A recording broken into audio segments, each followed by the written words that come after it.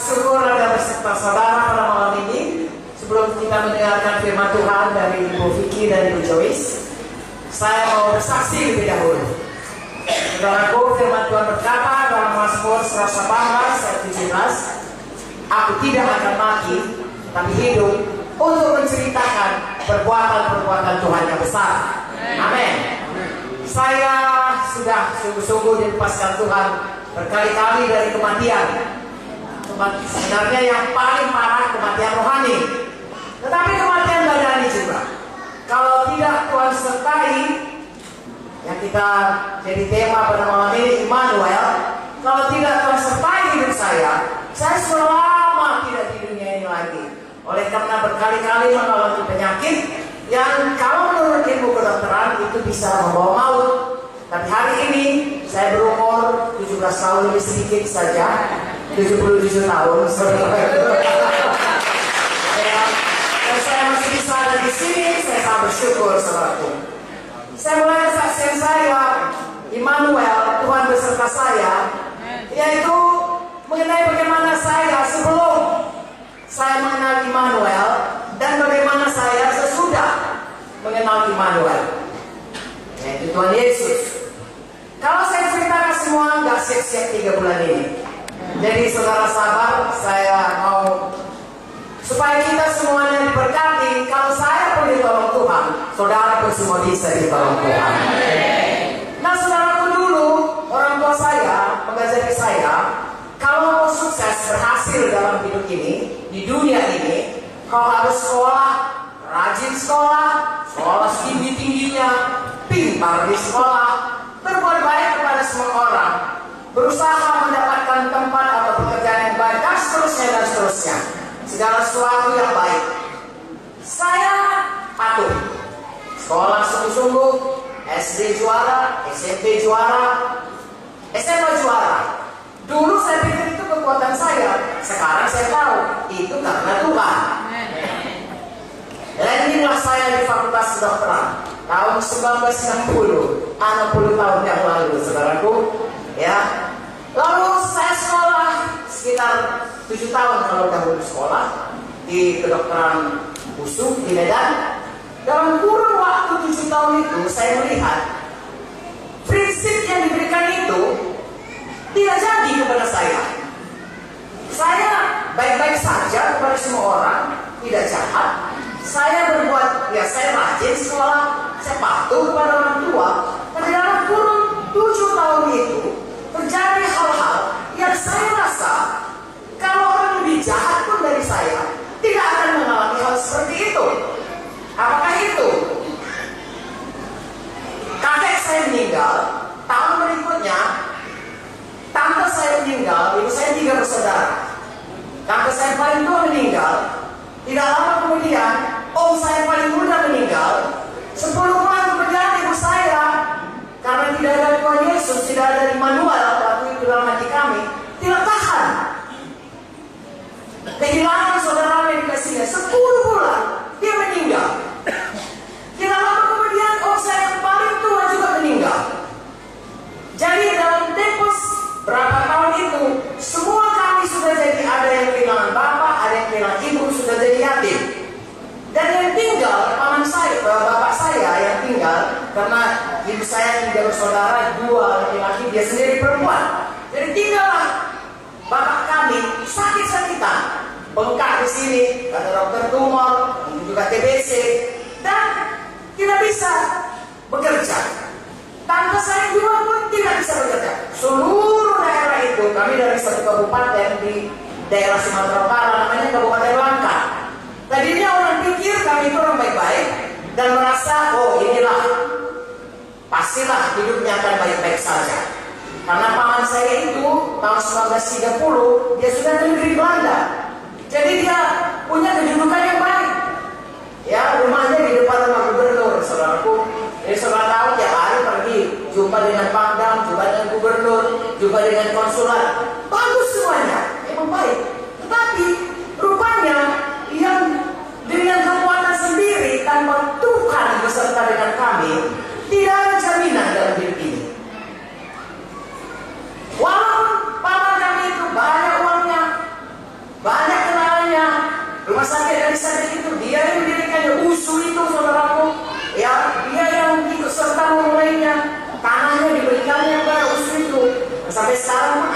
masih bisa saudaraku mendapatkan rumah, karena memang itu dibuat dengan baik, tetapi dengan kekuatan manusia tanpa Immanuel.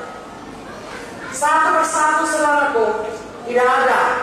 Ibu saya dikatakan, paman saya muda dikatakan saya jantung, lalu tante saya dikatakan kanker, kemudian ibu saya lagi meninggal sakit jantung, paman saya sakit leper. Tidak ada gunanya uang, tidak ada gunanya kedudukan, tidak ada yang menolong. Dan kalau kami berdoa, walaupun kami berkata Tuhan tolong, terus terang saja saudara, pada waktu itu saya tidak yakin doa saya itu bisa lewat langit hari ini. Saya tidak tahu apakah Tuhan menjawab doa saya atau tidak. Saya bahkan yakin Tuhan tidak mendengar jawaban doa, Tuhan tidak menjawab doa saya, karena kejadian ini semuanya. Saya mempunyai tanda tanya besar. Di mana Tuhan itu? Siapa Tuhan itu? Bagaimana manusia ini? Kenapa dia ada di dunia? Untuk apa dia di dunia ini? Toh semua orang mati. Kalau mati kemana? Saya pikir saya orang baik-baik. Tentunya Tuhan tidak sampai akhir menghukum saya. Tapi sekarang saya sudah ragu. Kalau saya mati bagaimana? Betul-betul satu tanda tanya membuat saya sangat tertekan, frustrasi, sangat pemurung. Dan kalau saya sering berkata, kenapa kau murung? Saya belum tamat dokter, saudaraku. Ya teman-teman sama kuliah. Saya marah, saya katakan, kau bilang kenapa murung? Hidup ini apa senangnya? Semua suram. Ya gak berani lagi ngomong. Ya takut saya lebih marah. Begitulah keadaan saya. Sampai kemudian saya tamat. Saya diutus dari Fakultas Kedokteran USU, karena saya masuk bagian ilmu kesehatan spesial di sana. Lalu diutus untuk mempelajari lagi, lebih spesialis lagi, namanya penyakit darah anak. Saya dikirim ke UI, saudaraku. Sampai di sana, seperti saudara hari ini diundang kemari, seorang teman saya kos mengundang saya.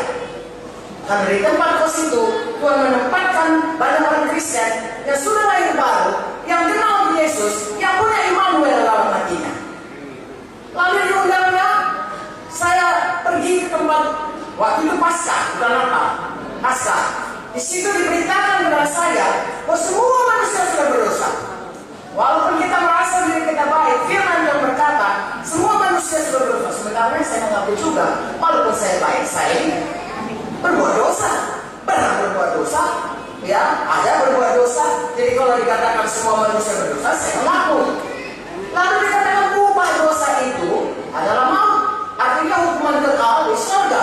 Dan di dunia ini ada kutuk dosa yang menyebabkan kita, kalau kita masih dalam dosa, maka kutuk dosa itu membawa kepada kita penyakit, keterikatan, segala macam yang namanya kutuk, kemiskinan, kegagalan, dan lain sebagainya.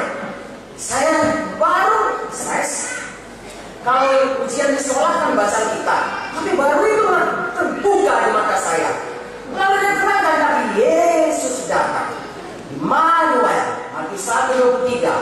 Yesus lahir, disebut namanya Immanuel, karena Tuhan beserta kita. Yesus datang untuk mengangkat semua dosa saya, untuk menggantikan saya, untuk menebus saya daripada semua dosa dan kutuk dosa itu, supaya saya tidak perlu menanggungnya, supaya saya tidak perlu lagi dihukum di neraka, dan di dunia ini pun saya dibebaskan dari kutuk dosa. Dan kalau saya sakit, bilur-bilur yang menyembuhkan saya disampaikan kepada saya. Dan pada waktu kebahagiaan itu saya ingat betul, saya menangis dan berseru kepada Tuhan dengan segenap hati saya, tapi suara saya tidak keluar. Di tempat dulu itu air mata saya bercucuran. Saya katakan, Yesus ampuni aku, Yesus tolong saya, selamatkan saya, Yesus engkau yang kurindukan selama ini. Tanda tanya dalam hatiku, engkaulah jawaban dalam hidupku. Oh, selamatkan saya Tuhan, ampuni saya, tolong saya Tuhan. Oh Tuhan Yesus, saya berseru-seru saudara, masih bercucuran. Saya tidak peduli orang kiri kanan semuanya bagaimana, tapi saya pada waktu itu betul-betul mengundang Tuhan untuk menyelamatkan saya, untuk masuk dalam saya dan untuk tinggal dalam hati saya. Sejak itu Tuhan Yesus Immanuel tinggal dalam saya, dan dia tidak pernah meninggalkan saya. Dari mana saya tahu saudaraku? Karena tiap pagi saya itu berdoa. Dan kalau berdoa, rutinitas. Mari berdoa sebelum saya pergi ke rumah sakit Cipto. Waktu itu saudaraku, karena saya tentunya belajar di rumah sakit Cipto. Saya tinggal di Menteng, tidak begitu jauh. Saya berdoa dulu. Tapi pada waktu sesudah saya berseru kepada Tuhan itu, besok paginya saya berdoa. Seperti biasa, saya katakan begini, "Oh Bapa dalam sorga, dalam nama Yesus anakmu, saya berdoa." Tahukah saudara, Bapa dalam sorga hadir di tempat itu. Saya merasa dia memeluk saya, berkata, "Anakku, aku ada di sini. Aku tidak pernah meninggalkanmu. Aku beserta engkau selamanya."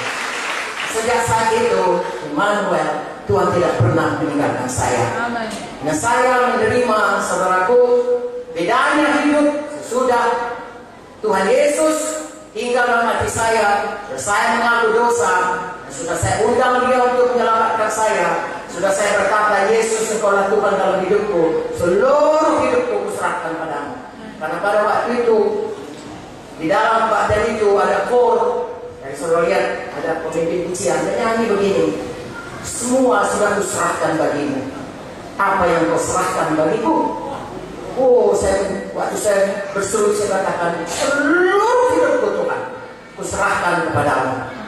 Itu sebabnya setelah saya pulang ke Medan, saudaraku, saya selesaikan spesialis anak saya, lalu kemudian saya mulai melayani. Tuhan membawa saya untuk menikah dengan Bapak Munte. Kami mulai gereja-gereja dari cabang di desa-desa, sekarang ada di seluruh provinsi, di seluruh Indonesia. Ada satu yang saya menerangkan kepada saudara, untuk kita pribadi, itu untuk hamba-hamba Tuhan yang melayani. Jangan takut, saudaraku, mengikut Tuhan. Jangan takut kalau dipanggil Tuhan, menerima panggilan Tuhan. Saya tidak pernah menyesal, karena saya minta berhenti dengan hormat. Dan FKUSU sudah pelayanan begitu besar, saudaraku. Tahun 1980 saya permisi, ya, karena saya tahu, saudaraku, kalau saya jadi dokter anak itu baik. Apalagi saya bagian darah itu mengobati yang leukemia, yang thalassemia, ya, yang plastik dan sebagainya, dan menambah umurnya itu baik. Tetapi kalau orang itu tidak punya Yesus, tidak punya Immanuel, kalau dia meninggal, dia akan ke neraka. Tetapi kalau saya jadi hamba Tuhan, kalau dia mau terima Yesus, percaya Yesus Immanuel dalam hatinya, maka dia akan, kalaupun dia mati, dia akan ke surga. Dan kalau dia sakit, berdoa, percaya, dia akan sembuh. Jadi kalau matematikanya, saya merasa Tuhan mengendali saya jadi hamba Tuhan, saya tinggalkan. Kalau saudara tidak dipanggil Tuhan, jangan tinggalkan profesi saudara. Tapi kalau saudara dipanggil Tuhan, jangan takut. Ya, saya mengatakan kepada saudara, teman-teman saya, waktu saya mulai pergi, meninggalkan profesi saya, berkata kepada saya dan kepada orang semua, itu dokter sendiri sudah gila tuh. Tetapi sekarang ini mereka berkata bahwasanya kau juga yang betul. Karena dari kawan-kawan saya yang paling sehat, saya paling bisa keliling-keliling kemana-mana. Sedangkan mereka banyak yang sudah sakit, banyak yang sudah meninggal, banyak yang masih saudara hidup tapi sudah tidak lagi sanggup. Tetapi Tuhan, saudaraku, memberikan kepada kita umur panjang. Tuhan menyembuhkan penyakit kita. Tuhan membebaskan kita daripada dosa, memberikan hidup yang berkelimpahan. Amin. Ya, kalau saya saksikan nenek saya yang pada waktu saya mulai mengikut Yesus, dia sakit-sakitan, sakit jantung. Tapi begitu kami selamat, dia pun ikut, sungguh-sungguh mengikut Tuhan. Sampai hampir 100 tahun. Bapak saya yang saya katakan sakit-sakitan tadi, begitu dia menerima Yesus, sudah saya pulang ke Medan, dia pun ikut menerima Yesus. Lalu dia sembuh dari penyakitnya. Tiap malam pergi menginjil dengan Bapak Munte. Amin. Kalau dulu kena hujan sedikit, bukan kena hujan, kena angin jam 6 sore, dia sudah demam. Sekarang ini saudaraku, sesudah dia selamat, dia menginjil tiap malam.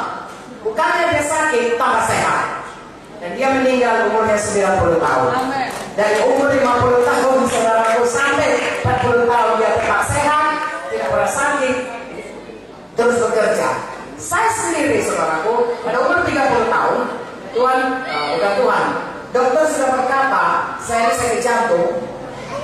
dan harus pakai pacu jantung.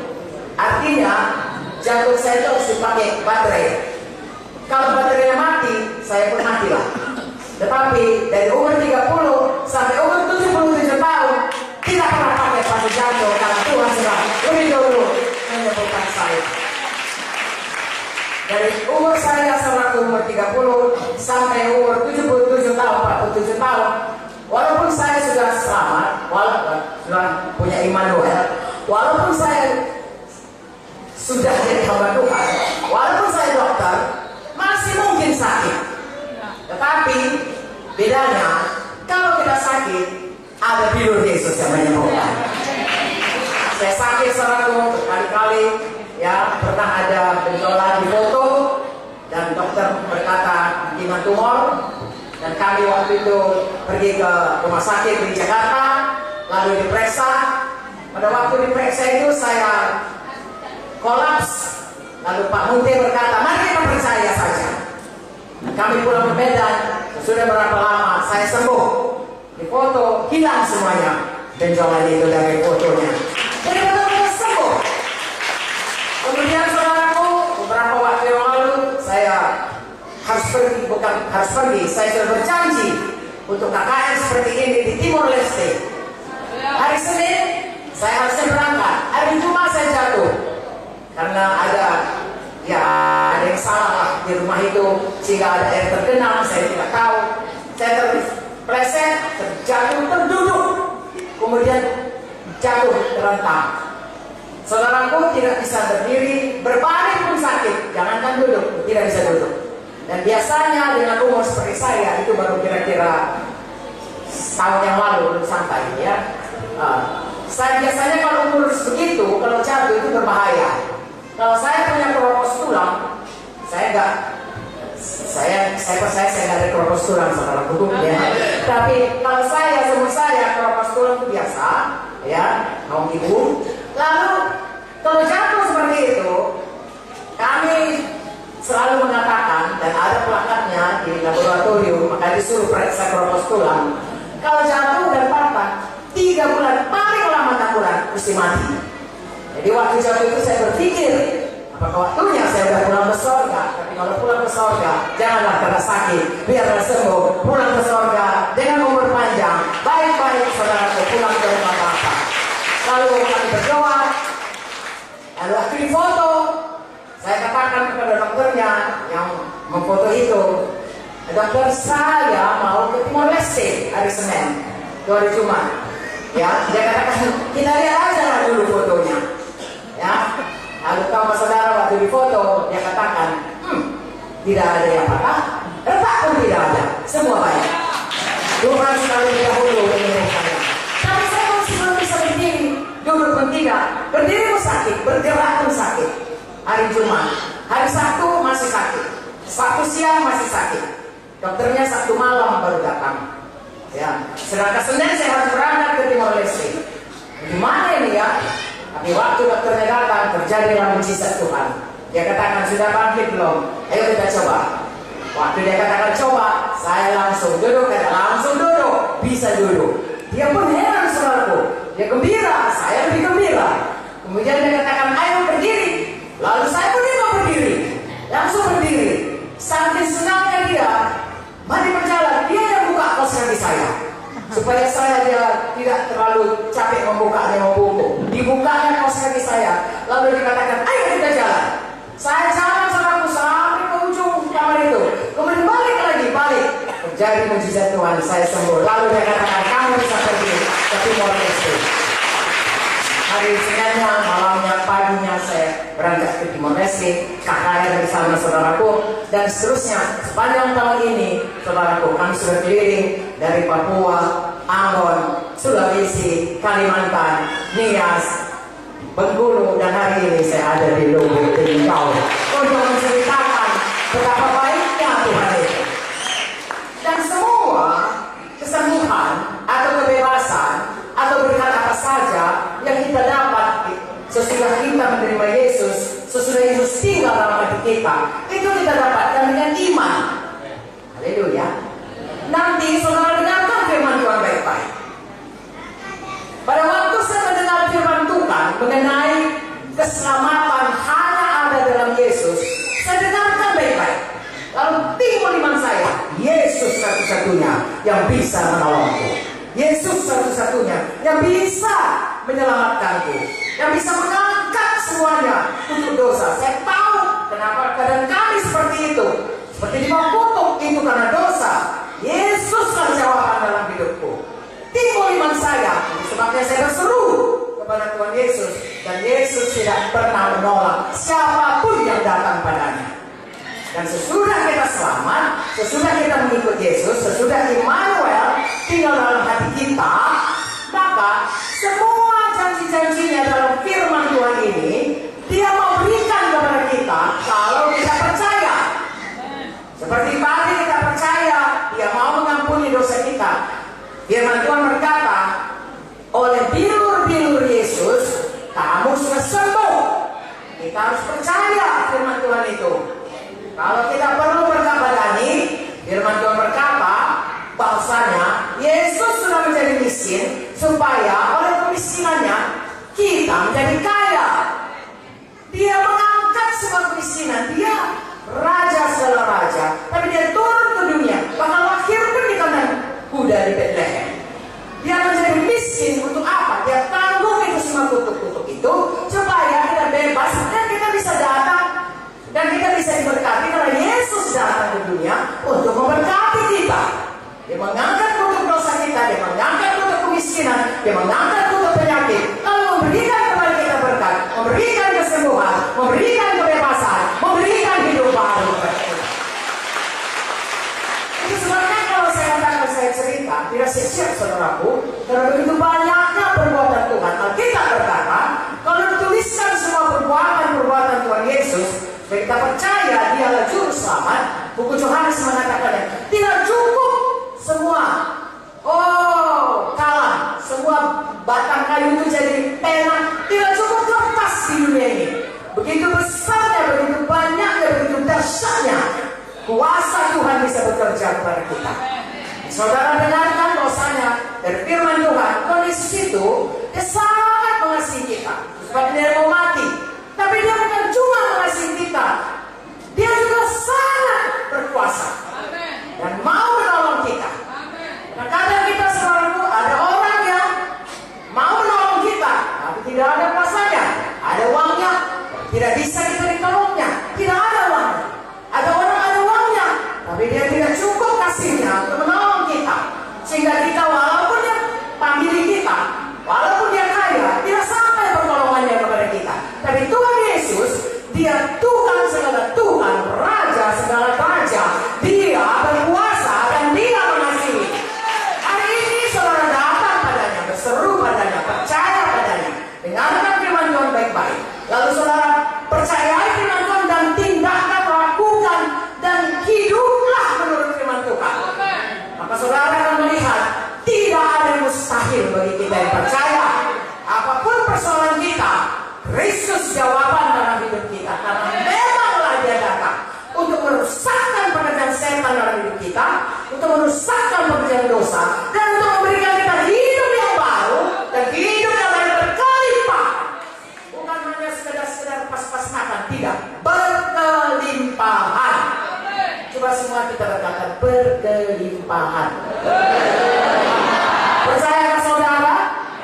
Tuhan Yesus baik. Tuhan Yesus mau mengampuni dosa kita, mau memberkati kita, menyembuhkan kita yang sakit. Siapa yang percaya Tuhan Yesus baik, angkat tangan.